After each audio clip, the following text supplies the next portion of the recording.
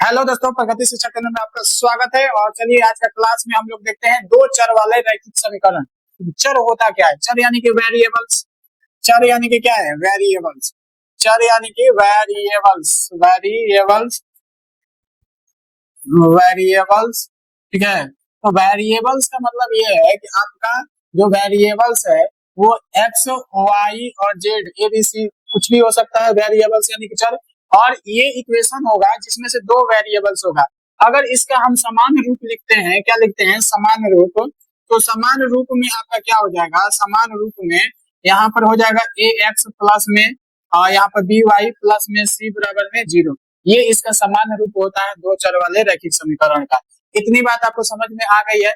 अब देखिए, इसमें हम जो यहाँ पर पहला चर रखे हैं वो क्या रखे हैं? एक्स रखे हैं। और दूसरा चर क्या रखे हैं? वाई रखे हैं। और यहाँ पर ये सी कांस्टेंट है, तो यहाँ पर क्या हो गया? बराबर में 0।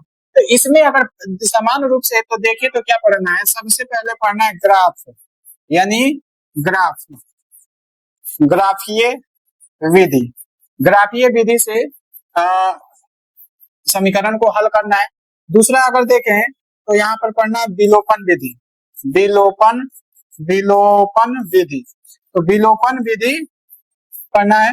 और तीसरा में अगर देखें तो यहाँ पर प्रतिस्थापन प्रतिस्थापन तो प्रतिस्थापन विधि आपको पढ़ना है, प्रतिस्थापन विधि। और चौथा में आपका हो जाएगा ब्रज गुणन विधि। क्या है?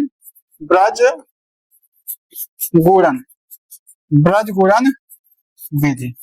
तो ब्रज गुणन विधि हो जाएगा। इसमें अगर देखा जाए तो अगर बिहार बोर्ड के एग्जाम में देखा जाए तो इसमें कितना लगभग यहाँ पर 12 से 15 मार्क्स एवरेज में, यानी एवरेज में 12 से 15 मार्क्स पूछा जाता है बिहार बोर्ड के एग्जाम में। तो हम लोग सबसे पहले अगर देखा जाए तो हम लोग ग्राफीय विधि के बारे में सबसे पहले पढ़ेंगे। ग्राफीय विधि के बारे में हम लोग सबसे पहले पढ़ेंगे। तो यहाँ पर देखिए, ग्राफीय विधि के बारे में पढ़ेंगे तो ग्राफ से रिलेटेड कुछ रूल जान लेते हैं। अगर देखा जाए तो यहाँ पर रैखिक समीकरण युग्म, अगर यहाँ पर देखिए रैखिक समीकरण युग्म a1x क्या है? a1x प्लस में b1y बराबर में c1 है, ये पहला समीकरण है। अगर दूसरा देखें तो a2x प्लस में b2y बराबर में c2 है, ये आपका दूसरा समीकरण है।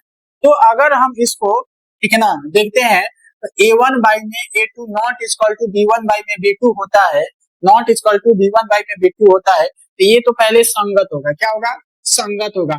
और इसका अद्वितीय हल होगा, और इसका क्या होगा? अद्वितीय हल होगा। दूसरा कंडीशन ये आपको जानना है कि a1 बाई में a2 बराबर में b1 बाई में b2 बराबर में c1 बाई में c2। तो यहाँ पर ये भी संगत होगा और इसका अपरिमित रूप से क्या होगा? अनेक हल होगा। ये जब तीनों बराबर हो जाएंगे तो अपरिमित रूप से क्या होगा? अनेक हल होगा। तीसरा आपको कंडीशन क्या देखना है? a1 बाई में a2 बराबर में b1 बाई में b2 not equal to c1 by में c2। तो ये क्या होगा? असंगत होगा। और असंगत होगा तो इसका कोई हल नहीं होगा। क्या होगा? इसका कोई हल नहीं होगा। इतनी बातें आपको समझ में आ गई होगी। समझ में आ गई होगी तो आगे बढ़ते हैं, ठीक है ना।